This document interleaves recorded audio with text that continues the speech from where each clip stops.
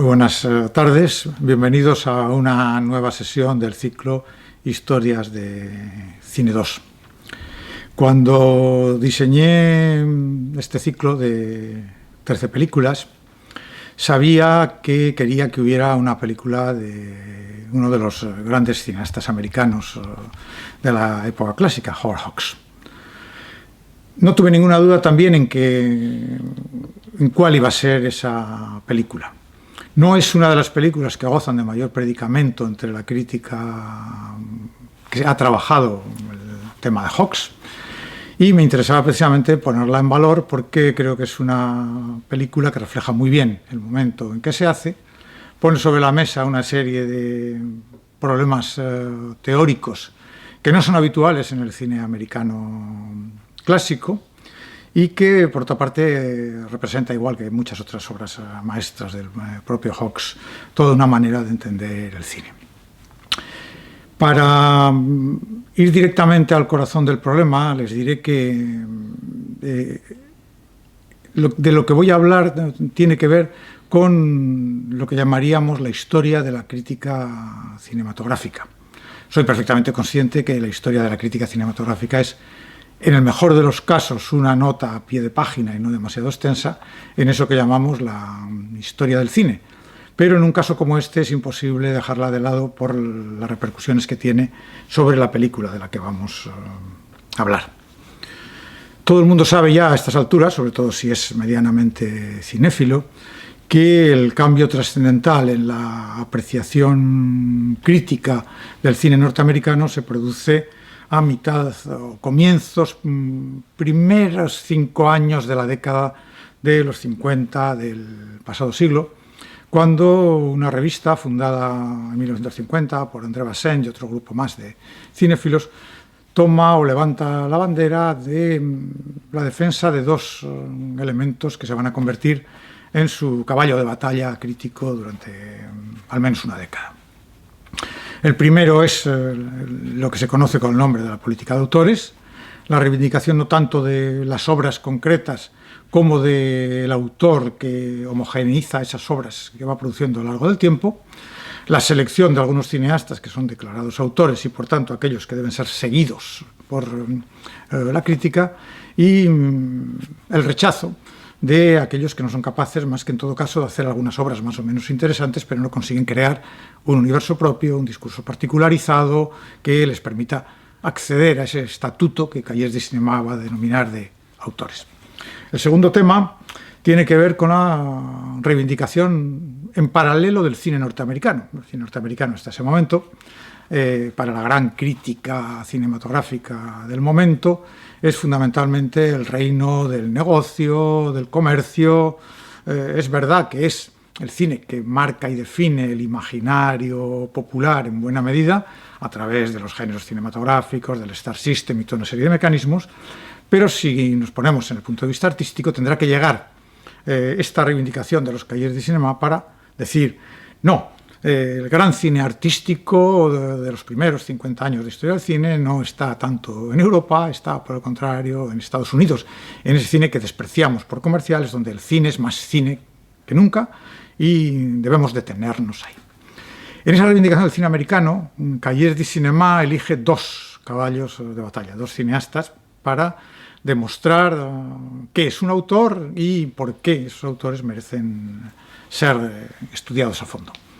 El primero es Alfred Hitchcock, el segundo será Howard Hawks.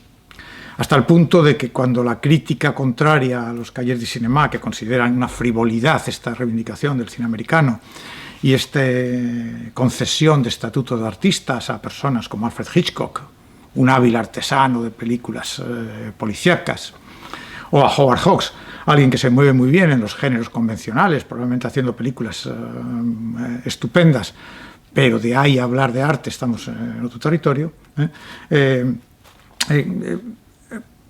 Hitchcock y Hawks, repito, se convierten en la bandera de qué es esto, quién es un autor cinematográfico. Curiosamente, la batalla por Alfred Hitchcock, la batalla por la reivindicación de Alfred Hitchcock como gran cineasta, uno de los grandes cineastas de la historia del cine, se gana, no diré relativamente pronto, porque estas cosas no se ganan, pero al menos para finales del siglo XX, Hitchcock ya hasta los más crítica más retrógrada, que más se opuso en los comienzos a esta reivindicación de Hitchcock como autor, ha perdido definitivamente la batalla. El año 2000, el Centro Georges Pompidou y el Conservatorio de Artes de Montreal organizan una gigantesca exposición, que se llamó Hitchcock y el arte, coincidencias fatales, que combinaba la presentación de la obra del cineasta inglés, como todo el mundo sabe, la parte fundamental de su carrera es norteamericana, pero es de nacimiento inglés, con el arte plástico más trascendental y más importante del siglo XX. Es decir, Hitchcock como uno más de los grandes artistas que han dado forma al siglo XX. Ese reconocimiento extracinematográfico da idea de que para esas alturas Hitchcock ha sido asumido ya como un par a los grandes artistas de la historia del arte, por así decirlo. No me extenderé ahora, pero saben ustedes que las relaciones entre la historia del cine y la historia del arte son medianamente conflictivas. El cine es un arte, pero es también una industria. No sabemos si es más una industria que un arte. Sus maneras de mezclar arte e industria no son las mismas que lo que llamamos las artes plásticas. Bien, todo esto ha apartado un poquito el cine de las bellas artes en otro momento. Lo que me interesaba subrayar que la batalla de Hitchcock hoy en día está absolutamente ganada. Nadie tiene ya dudas de que Hitchcock es uno de los grandes creadores de formas del siglo XX, no solo en el terreno cinematográfico, sino en general en toda la historia del arte. Más complicado es el caso de Howard Hawks. Howard Hawks, a lo largo de estos 50 años de batalla crítica, ha tenido siempre un reconocimiento importante, pero nunca ha habido una evaluación similar a la que se ha realizado con Alfred Hitchcock. Por las razones que sea, el cine de Hawks es un cine más difícil de aprender que el cine de Hitchcock. El cine de Hitchcock tiene algunos elementos que de manera muy evidente pueden ser fácilmente estudiados, muy atractivos para el público y también muy atractivos para los estudiosos cinematográficos que encuentran en él mecanismos que les permiten explicar algunos conceptos fundamentales del cine de manera muy brillante. El cine de Hawks es un cine mucho más aparentemente simple, mucho más pegado a las historias que cuenta, mucho menos aparatoso, diríamos. De hecho, incluso en el propio Cahiers du Cinéma, que a medida que en los años 50 las películas de Howard Hawks se iban estrenando en Francia, siempre adoptaba una posición extraordinariamente positiva a través de ese cine, tardará hasta enero del 63 en dedicar a Howard Hawks un número especial, digamos, definitivo de consagración de sus relaciones con el cineasta. En el año 54 ya había hecho un número dedicado a Alfred Hitchcock, para que se hagan ustedes una idea, es decir, tardará 9 años en llegar el número Howard Hawks con relación al número de Hitchcock. Porque en la obra de Hawks, muy poco exhibicionista, Hitchcock tiene una dimensión exhibicionista en el buen sentido de la palabra, que la hace muy atractiva, se prestaba menos a lo que llamaríamos juegos comparatistas. Por ejemplo, este juego comparatismo de esa exposición que comentaba antes, ¿no? Hitchcock en las artes plásticas del siglo XX, etc. Es mucho más difícil hacer con Howard Hawks, aunque es posible. Verán ustedes ahora algunos paralelismos que trazaré en la charla entre algunos momentos del arte del siglo XX y la obra de Howard Hawks. Pero esto es bastante más complicado. Estamos con un cineasta que no se mide tanto con el arte exterior al cine como con sus propios colegas de profesión y que siempre se pensó a sí mismo estrictamente como un cineasta en el sentido fuerte de la palabra. Permítame que vuelva un momento hacia atrás, a comienzos de esa década de los 50, para comentarles que es el primer gran texto que se publica en Cahiers du Cinéma sobre Howard Hawks y que lleva un título que no deja lugar a dudas de lo que Cahiers du Cinéma piensa, y Jacques Rivette, que firma el texto, piensa sobre el cineasta sobre el que está escribiendo. Esto a propósito del estreno en ese momento en París de la película que en España se llamó Me siento rejuvenecer, una película protagonizada por Gary Grant y Ginger Rogers, la historia de un científico despistado que descubre una droga que rejuvenece a las personas, un antídoto contra la vejez, un plan de comedia enloquecida. El artículo de Rivette se llama Genio de Howard Hawks. Es decir, se proclama desde el título del artículo que estamos ante un cineasta genial. Y lo más interesante son las razones que Rivette da para sostener esa idea de la genialidad del cine de Hawks.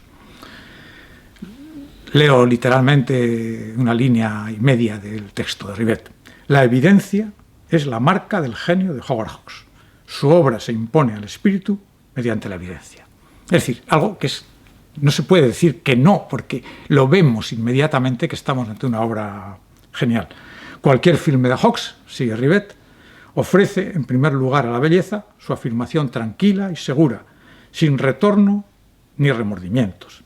Demuestra el movimiento andando, la existencia respirando. Lo que es, es. Dicho de otra manera, lo toman o lo dejan. Nosotros les proponemos aquí la presencia de un cineasta que es evidentemente un gran cineasta.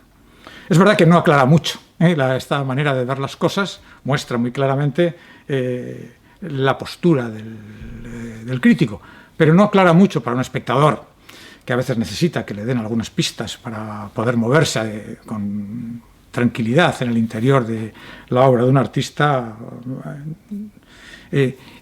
No le dan demasiadas ideas de cómo meter el diente, por decirlo de alguna manera, a ese cineasta que es evidentemente genial.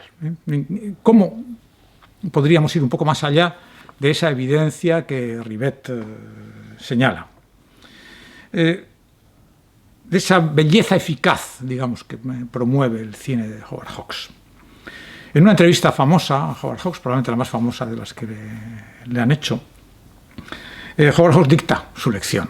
Una lección también extremadamente simple, extraordinariamente sencilla y paradigmáticamente clara. Dice Howard Hawks: intento contar mi historia exactamente como ustedes la verían, de la manera más sencilla, colocando la cámara a la altura del hombre. Mi trabajo con la cámara es el más simple del mundo. Esa frase de coloco mi cámara a la altura del hombre será célebre. Será célebre como manera de explicar el estilo del cineasta. No hay duda que de manera implícita Howard Hawks suscribía esa frase que prácticamente todos los grandes cineastas clásicos americanos llevaban inscrita de alguna manera profundamente en sus mentes. Si no tienes una historia que contar, no tienes nada. Lo primero que tiene que tener un artista es una historia que contar para poder hacerlo. Lo cual nos lleva a una pregunta que yo personalmente, y como ustedes saben, estas historias del cine tienen una dimensión, o pretenden tener una dimensión personal, de cómo el cine ha atravesado a un tal Santos Zunzunegui que ahora viene delante de ustedes a intentar compartir algunas de sus experiencias de espectador cinematográfico, como ese cine me ha forjado, me ha atravesado, me ha hecho entender mejor el propio cine y el mundo que nos rodea. Yo siempre me he preguntado también, para mí el cine de Howard Hawks siempre ha tenido esa dimensión de, por una parte, me fascinaba, pero no sabía explicarme a mí mismo muy bien dónde estaban los elementos de fascinación. Y cuando uno se encuentra en esta especie de territorio, puede hacerse dos preguntas. Hay cosas que no puedo explicar porque no la tiene explicación, o hay cosas que no pueden explicarse porque todavía no he encontrado la manera de explicarlas. Y debo decirles que he dedicado mucho tiempo a intentar buscarlas. Algunas de las razones que he encontrado se las voy a comentar ahora, y por eso la lección de la película que ustedes van a ver, Peligro, línea 7000, del año 65. Es fundamental el año en que se produce la película, como explicaré luego más adelante. La pregunta que me hago es, ¿podríamos decir que Hawks fuera o sería o podría ser el perfecto ejemplo de un cineasta dotado de un estilo sin estilo? Especie de paradoja, paradoja que, por cierto, André Bazin aplicó a otro cineasta famoso, a William Wyler, en sus elucubraciones sobre el tema de la profundidad de campo, pero no volveré ahora, tomaré prestado de Bazin esa expresión de estilo sin estilo. Es decir, hay cineastas que no tienen estilo como tal, no se reconocen como tal, y sin embargo su genio se impone como diría Rivet, en la evidencia. Bazin solía decir,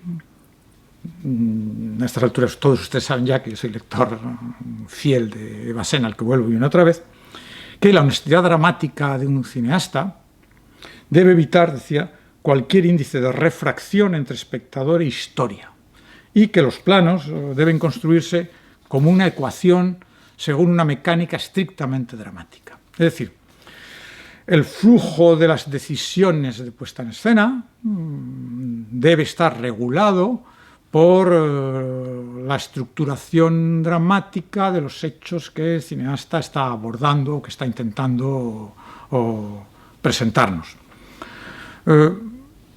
Quizás el clasicismo hobbesiano, si es que podemos utilizar esta expresión, no sea más que, en buena medida, tanto durante el rodaje como luego en la operación de montaje, construir un flujo narrativo que no obedezca a otra regla que al dictamen del drama. Hago un inciso aquí para comentarles, para que entiendan ustedes dónde podríamos colocar el cine de Howard Hawks.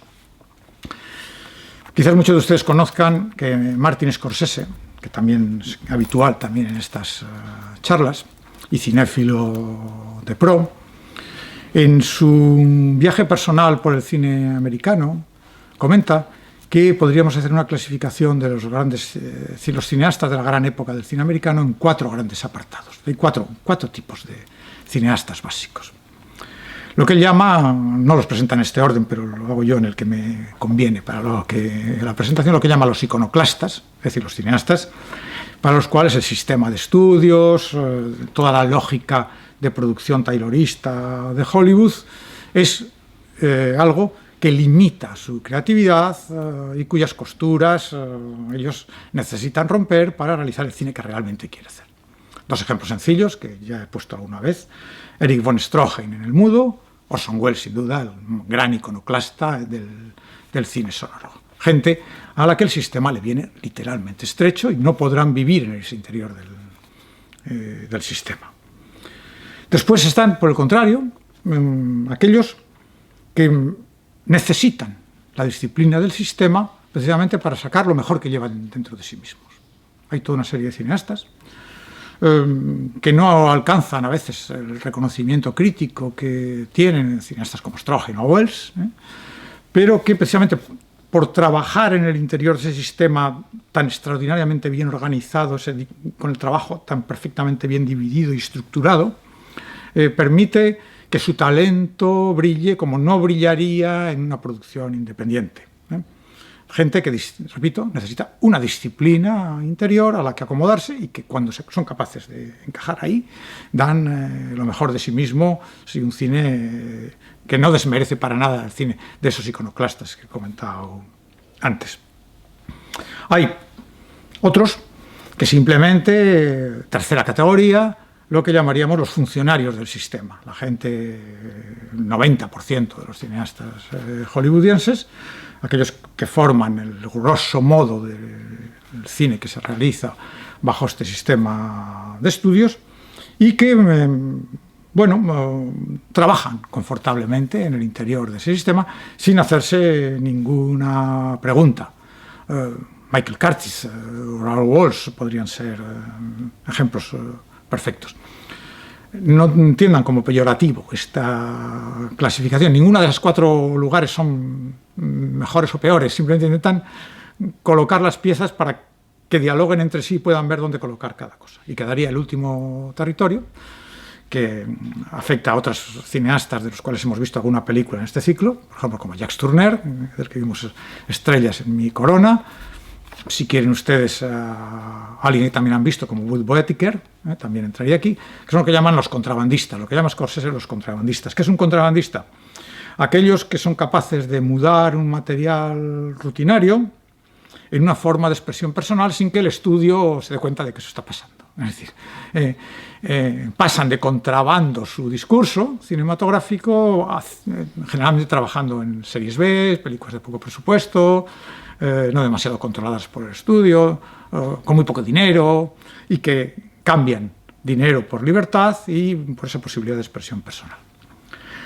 ¿Dónde estaría Howard Hawks en estas 4 categorías? ¿Dónde encajaríamos a Howard Hawks? Es evidente que Howard Hawks no es un iconoclasta, nunca lo fue, trabajó siempre en el interior del sistema de estudios, aunque a veces fue propio productor y sus películas luego las distribuía en los grandes estudios. No fue tampoco un contrabandista, no tenía, digamos, un discurso propio que montar. Me atrevería a proponer que Howard Hawks es una especie de personaje a mitad de camino entre eso que hemos llamado los funcionarios del sistema y aquellos otros que, si están en el interior del sistema, dan lo mejor de sí mismos, pero cuando se salen ya no saben qué hacer. Es decir, casos como Vincente Minnelli o Otto Preminger, que cuando el sistema de estudios desaparece y se convierten en cineastas independientes, su cine baja de interés de manera radical. Los cineastas han estado trabajando muy bien. Bueno, pues Hawks es una especie de personaje curioso que se mueve entre esas 2 posiciones centrales, digamos, de la historia del cine americano. Todas sus películas fueron distribuidas por los grandes estudios, pero siempre se reservó, Hawks, siempre que pudo, la posibilidad de ser el productor ejecutivo de sus películas, de tal manera que se garantizaba a la vez lo mejor del sistema de estudios y un cierto control creativo sobre lo que estaba haciendo. Y de esta manera tuvo una larguísima carrera, desde la década de los 20 hasta principios de los 70, sostenida por su eficacia narrativa, su soltura técnica, su respeto a las leyes de la narración, leyes que primero contribuyó a fundar y después a pulir y a desarrollar.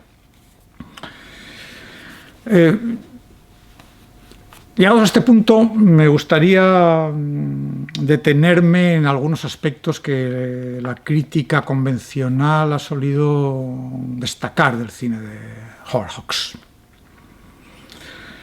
No es el momento de entrar en ello, pero casi siempre la política de autores ha enfatizado la dimensión temática de las películas para decretar si tal o cual cineasta era un autor. También en el caso de Hawks, sus admiradores y sus defensores han tratado de buscar en una obra que atraviesa todos los géneros posibles de la historia del cine americano, cuáles serían esas características temáticas que unifican o que unificarían su trabajo.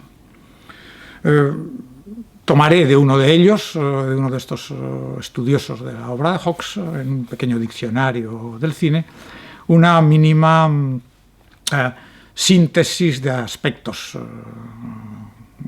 temáticos que se repiten sistemáticamente en el cine de Hawks. No porque me interese especialmente, sino simplemente para matizar luego algunas cosas. Se suele decir, Hawks es el cineasta de la amistad viril. Bien, hoy matizaríamos mucho eso, y hace poco, en un espléndido libro de Noel Bartsch, publicado en el 2007, en un texto que Noel Bartsch dedica precisamente a Howard Hawks, titulado Howard Hawks, el albergue o el albergue español. La expresión del albergue español es una expresión francesa que quiere decir que los albergues españoles son esos albergues que pueden, o están vacíos o pueden albergar cualquier cosa, es decir, son una especie de contenedores vacíos. Señala que esa amistad viril en el cine de Hawks puede ser tomada de 2 maneras interesantes. Dice, una primera, muestra el síndrome narcisista masculino de América de una manera como pocos cineastas lo han mostrado, y algo, yo creo, bastante evidente también en el cine de Howard Hawks, apunta en dirección de una bisexualidad explícita. Eso que entonces se llamaba amistad viril, hoy en día probablemente podríamos renombrarlo de otra manera. También se dice que es el cineasta del heroísmo sin bombo ni platillo, gente profesionales que hacen su trabajo, trabajos muy arriesgados, un poco, si quieren ustedes, como los médicos y enfermeros y demás gente que ha trabajado en el tema de la COVID. Héroes anónimos que hacen su trabajo porque están allí, les toca hacer ese trabajo, que lo hacen lo mejor que saben, afrontando riesgos durísimos, sin menear ni pedir un reconocimiento. Un repaso rápido del cine de Hawks se encuentra con muchos personajes de este tipo. También el cineasta de la relación entre el hombre y la máquina.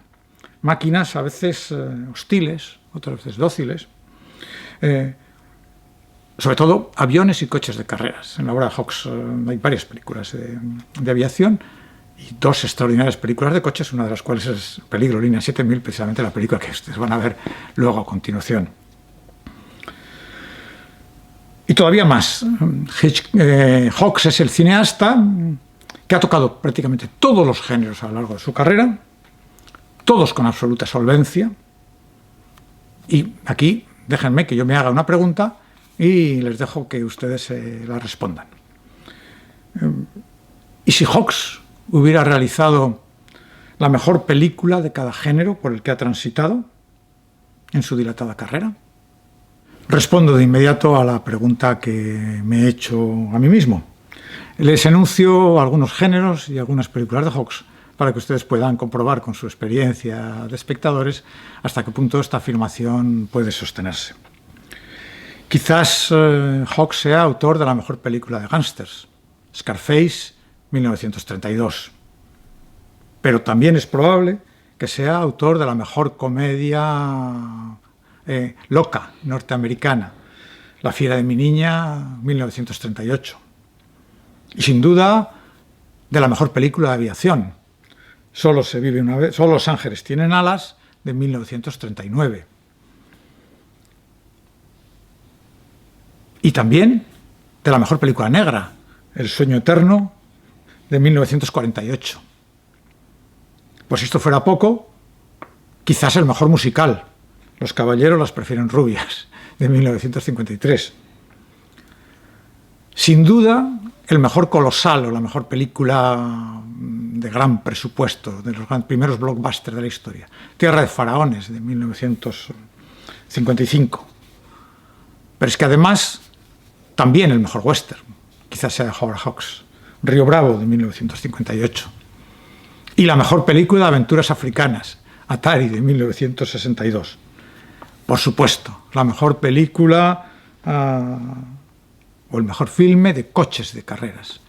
En 1932 ha habido de tragedia, pero sobre todo, y por razones que ahora intentaré explicar, Peligro, Línea 7000, de 1965, una de sus últimas películas. En este contexto, y después de esta pregunta, llega el momento de preguntarnos cuál es el lugar que ocupa en esta obra, que parece asentada sobre bases firmes e inamovibles, y desde fechas tan tempranas como los últimos años del cine mudo y los principios del sonoro, un film tardío de 1965 como Peligro o Línea 7000, que es la película que ustedes van a ver a continuación. Nuevo salto, nuevo flashback hacia el pasado. Henri Langlois, que como saben ustedes fue el creador de la Cinemateca francesa y una de las personalidades más influyentes en el mundo del cine durante más de 50 años, señaló precisamente en el texto que abre ese número especial que Cahiers de Cinéma dedica a Hawks en el año 63, el texto de apertura lo firma Henri Langlois, y señala que cuando se estrenó en París en 1928, tan pronto como 1928, la película de Hawks, que se titula Una novia en cada puerto, dice Langlois, para muchos esta película supuso una revelación que tenía una virtud fundamental, que es la de ofrecer, dice Langlois, una alternativa moderna a las espesas nieblas del expresionismo germánico. Es decir, en un momento en que la crítica estaba abducida por el cine expresionista alemán, la pureza de líneas del arte de Hawks, la simplicidad narrativa de Hawks ofrecía, evidentemente, para un espectador atento, una alternativa a esa manera de entender el cine. Una narración llevada con un estilo minimalista, extraordinariamente simple, pegado al relato que se está contando, pero llevado con un guante de terciopelo a la historia que se está contando. Bazin, que solía discutir con sus jóvenes discípulos, con los hitchcockianos, les recordaba en un momento determinado, dice: el interés real del cine de Hawks no os engañéis, no está en sus guiones, está en que lo que esos guiones muestran de lo que llamabasen la inteligencia formal del cineasta, que es prueba de una inteligencia en un sentido amplio de la palabra, es decir, no quedarnos únicamente en la dimensión temática. De hecho, y es la razón por la que la he elegido, la película que van a ver ustedes no goza de gran predicamento, al menos no es una de las películas en las que se pensaría si quisiéramos seleccionar para un pequeño ciclo la obra de Hawks. Para mí fue cuando la vi en su momento, yo la vi cuando se estrenó, en el año 66, en España, la película supuso un impacto. Pero ahora les explicaré por qué yo estaba preparado para recibir el impacto de esa película de Hawks, que buena parte del público no. No es fácil encontrar lecturas que le hagan justicia. Es verdad, hay algunos espectadores y algunos críticos que desde el primer momento apuntaron el genio, nuevamente, como diría Rivet, que esta película mostraba. Fue también los Cahiers du Cinéma, pero ya la nueva ola de Cahiers du Cinéma. Jean-Louis Comolli, Michel de la Haya, no los primeros críticos que abrieron, digamos, la veda de la política de autores. Les leo un pequeño texto de un diccionario del cine publicado en España y que es probablemente, son 4 líneas, el mejor texto que se ha escrito en España sobre la película, aunque hay algunas de las cosas que se afirman en ese texto con las que uno pueda disentir un poquito. Es la guía del cine de Carlos Aguilar, que todos utilizamos para revisar películas y cineastas y hacer filmografías, y que incluye un pequeño comentario de 4 líneas de Peligro, línea 7000. Dice Carlos Aguilar: película menor. Bien, no estoy de acuerdo. Pero de una extraordinaria precisión visual. Aquí sí que estoy de acuerdo, extraordinaria precisión visual. Continúa Carlos Aguilar: con encuadres y cambios de plano escuetos y funcionales, así como movimientos de cámara nada espectaculares. Conserva un cierto regusto a película entre la serie B y el documental. Sin estrellas, con actores jóvenes y desconocidos, refleja las desventuras profesionales y personales de un grupo de corredores de coches. Bien, un diagnóstico preciso, simple y llano. Si exceptuamos la afirmación de película menor, todo lo demás yo creo puede firmarse. Añadiré, por mi parte, una obviedad. Estamos ante una película de 1965. La fecha es importantísima, Para ir directamente al grano.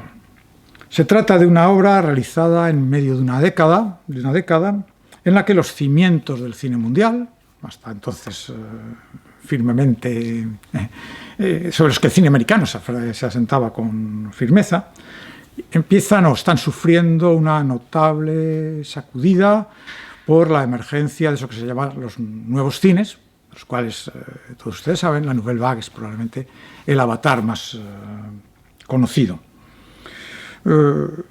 Ese movimiento sísmico de los nuevos cines iba a dar, y esto creo que lo he comentado también alguna vez, pero me voy a detener un poquito más en ello, había hecho aparecer o hace aparecer sobre el terreno 2 obras que muestran la extraordinaria pertinencia de la elección de la crítica hitchcockiana, lo fundado, bueno de esa elección.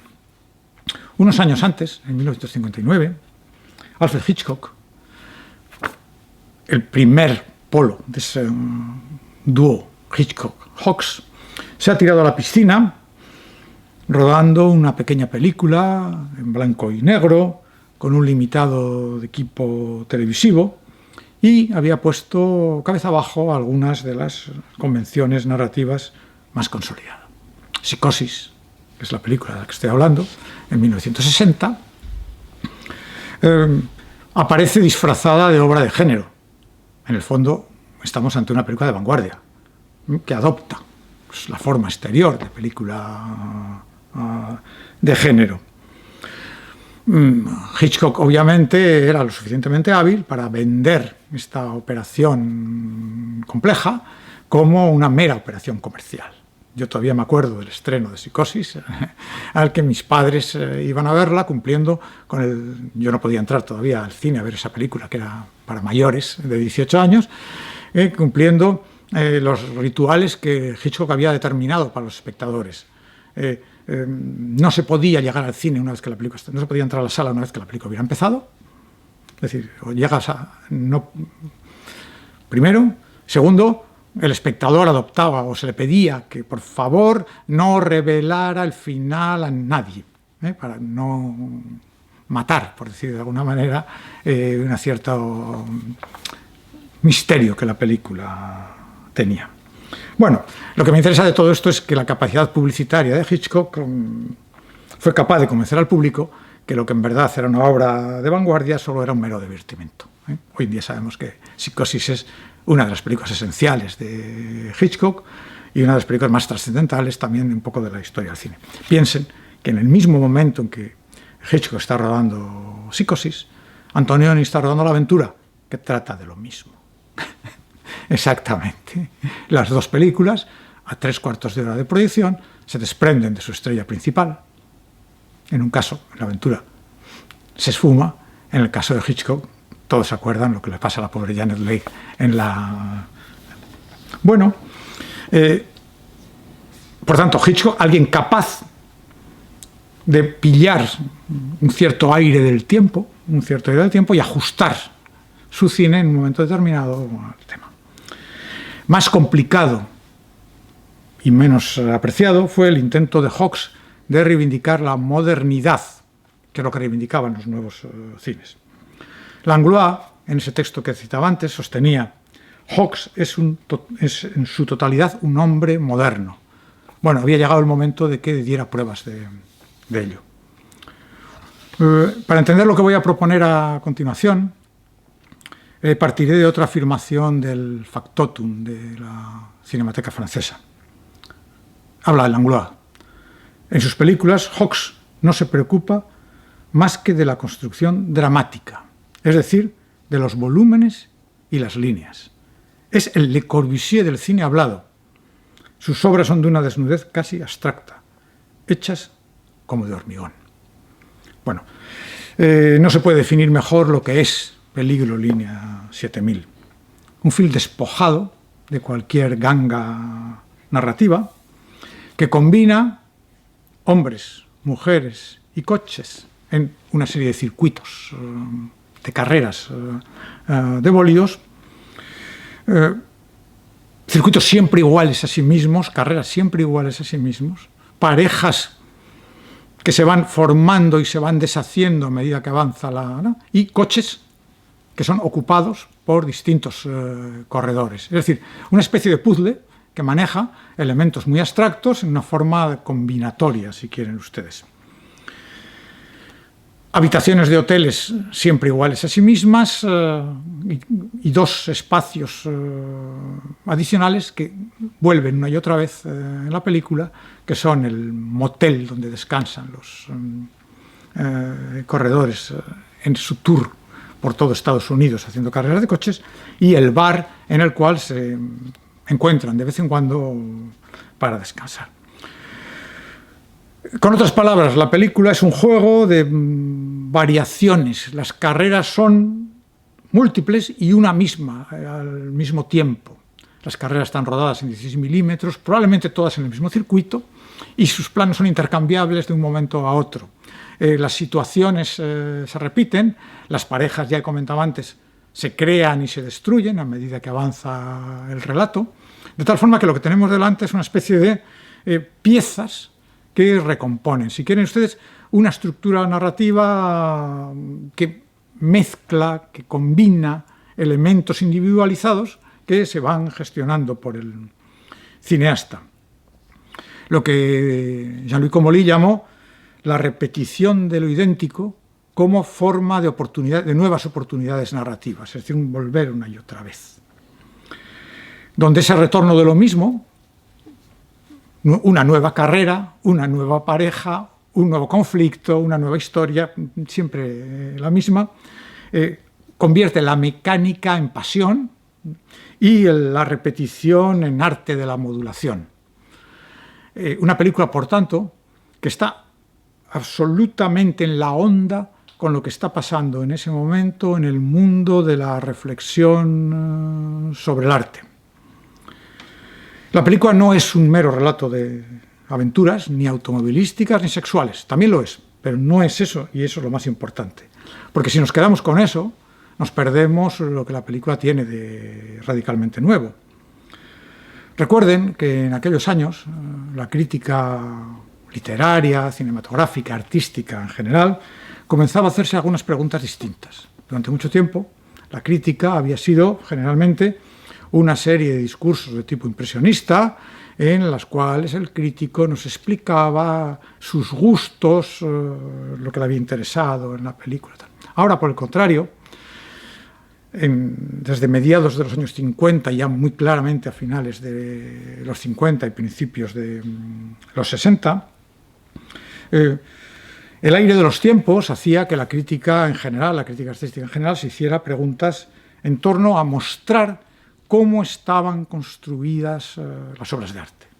Es decir, si usted lee un libro como Contra la interpretación de Susan Sontag, si repasan algunos de los grandes textos críticos que se editan en esos momentos, el énfasis de la crítica ha pasado de la descripción impresionista de la película y sus argumentos a intentar comprender cómo comprendemos las películas. Es decir, desde ese punto de vista, Peligro en Línea 7000 es una película modélica, porque muestra al desnudo, si se quiere, el engranaje narrativo que está detrás de todas y cualquiera de las películas. Obviamente no sostendré que esto sea lo que le preocupara a Howard Hawks, pero es imposible no ver que en 1965, cuando en el mundo de la crítica cinematográfica y literaria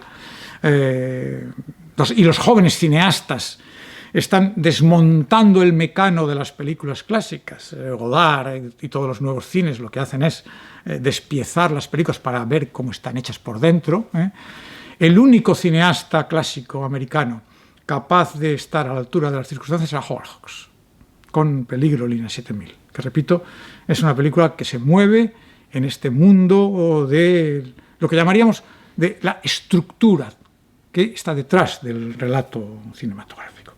En otras palabras, proceder a mostrar al desnudo cómo están fabricados los relatos cinematográficos, cuáles son sus estructuras profundas, que aquí reaparecen bajo ese superficial retorno de lo idéntico.